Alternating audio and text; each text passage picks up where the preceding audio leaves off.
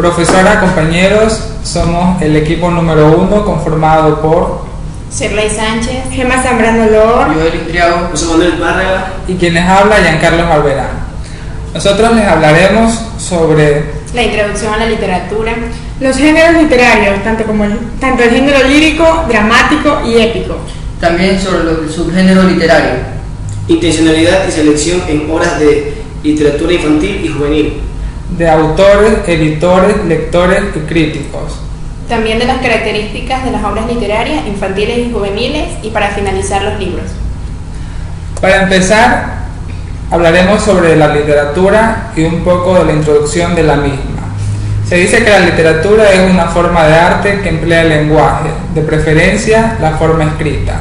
Se ha utilizado como un instrumento de expresión y de comunicación, y a través del tiempo ha sido sintéticamente definida como el arte del lenguaje. La palabra literatura tiene como origen claro un concepto referente a las letras y a su lectura, es decir, a los signos representativos del lenguaje, cuyo conocimiento y capacidad de uso es significativamente evidencia de un cierto grado de desarrollo humano, no solamente en cuanto a la posesión de la escritura como un instrumento, sino especialmente en cuanto al conocimiento que las personas desarrollan. La literatura como disciplina es objeto de estudio dirigido a la formación de una superior condición cultural. La literatura ha adquirido el concepto con que actualmente se le emplea, en épocas bastante recientes. La literatura está dividida en géneros literarios. Entre ellos existen distintos grupos o categorías en las que podemos clasificar las obras literarias atendiendo al contenido que ellas presentan.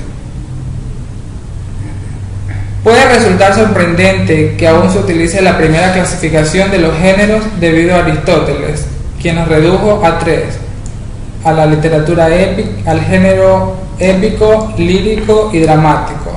Hoy se mantiene esencialmente la misma clasificación con distintos nombres: género narrativo, poético y teatro, pero la evolución de los gustos y modas estáticas ha provocado que en muchos textos modernos resulte difícil fijar rígidamente los límites entre lo puramente lírico, lo narrativo o lo dramático. El género lírico expresa el mundo subjetivo del autor, las emociones, sus sentimientos o una profunda reflexión. Para el género lírico se suele escribir en verso, pero también se utiliza la prosa. Dentro del género épico se relatan sucesos que le han ocurrido a quien protagoniza. Es de carácter sumamente objetivo. Su forma de expresión fue siempre el verso, pero ahora se utiliza la prosa. Finalmente, en el género dramático existen obras escritas en forma de diálogo y destinadas a la representación. En ellas, el autor plantea conflictos diversos. Pueden estar escritos en verso o en prosa.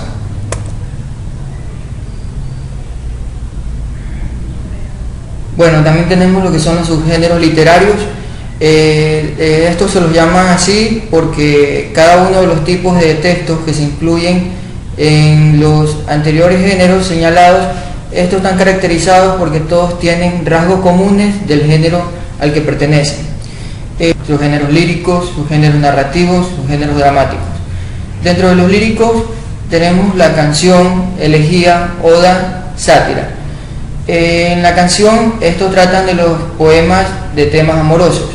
En los subgéneros narrativos está el cuento, la novela, poema épico, cantar de gesta y romance. En el romance este trata de los poemas épicos líricos que son usados para narrar hallazgos o hechos de armas.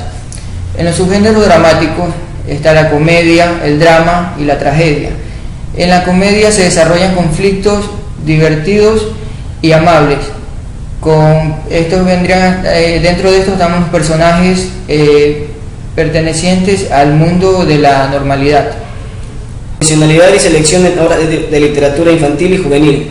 Si la constitución de la infancia como público lector forma parte de la gran extensión de la alfabetización que se produjo en la sociedad occidental durante el siglo XIX, y es entonces cuando comienza la andadura de lo que en rigor será la literatura infantil, podemos decir que el concepto de literatura infantil tal como hoy la atenderemos pues responde a un proceso que se ha producido en las sociedades postindustriales actuales al desarrollarse la visión de la adolescencia como una etapa vital con características específicas.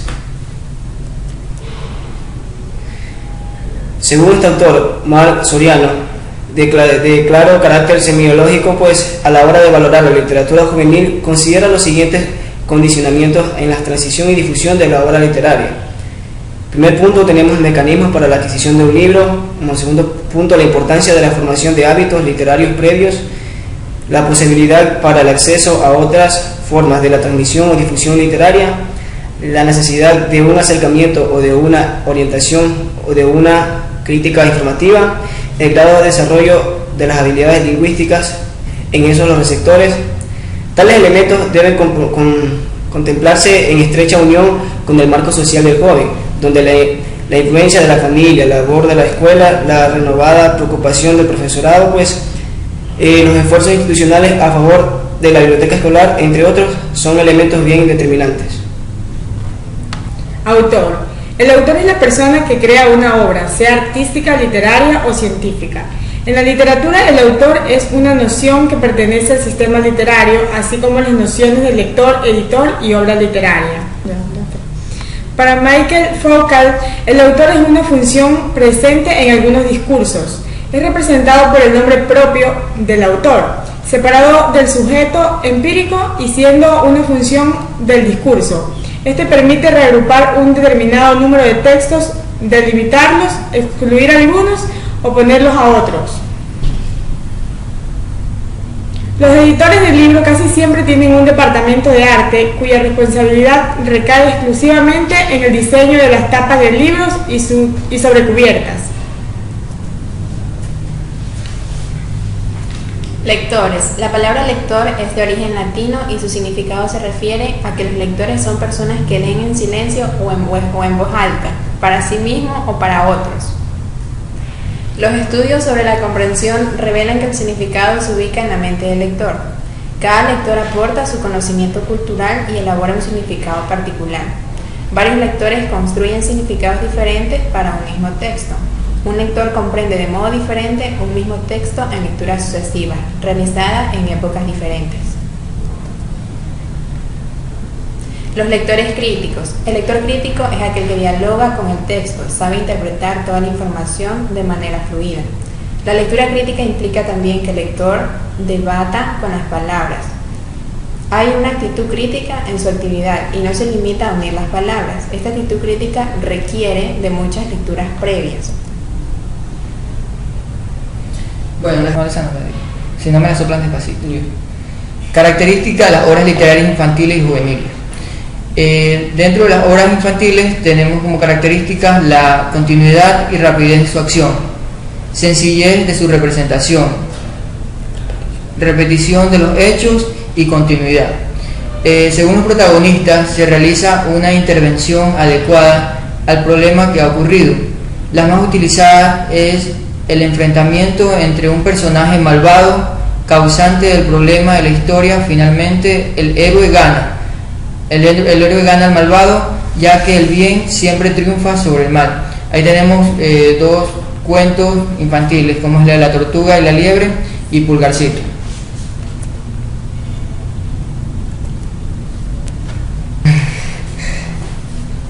Obras literarias juveniles.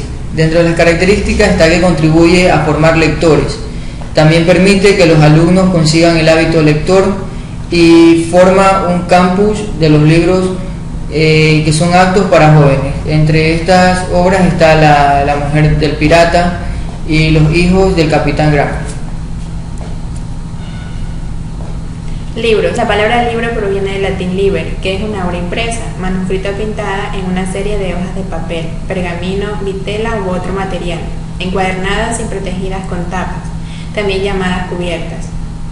Según la definición de la UNESCO, un libro debe poseer de 49 o más páginas, es decir, 25 hojas o más. Tenemos algunas clases de libros. Tenemos en función de su contenido, según el tratamiento del contenido, según la utilidad, según su producción y realización, según su forma, formato y encuadernación, según su situación, en función de la modalidad de publicación, según su función, distribución y venta. En función del contenido, el libro puede ser científico, técnico, religioso, oficial, literario, artístico y comercial.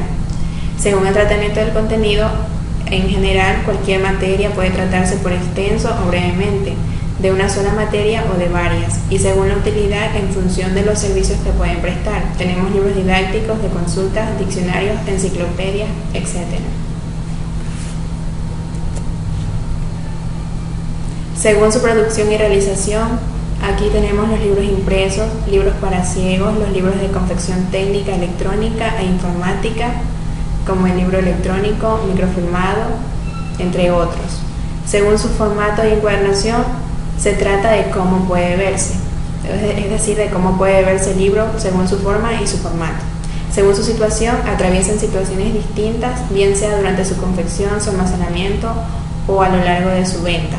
Es decir, que el estado de los libros siempre va a cambiar de acuerdo a la situación donde se encuentre.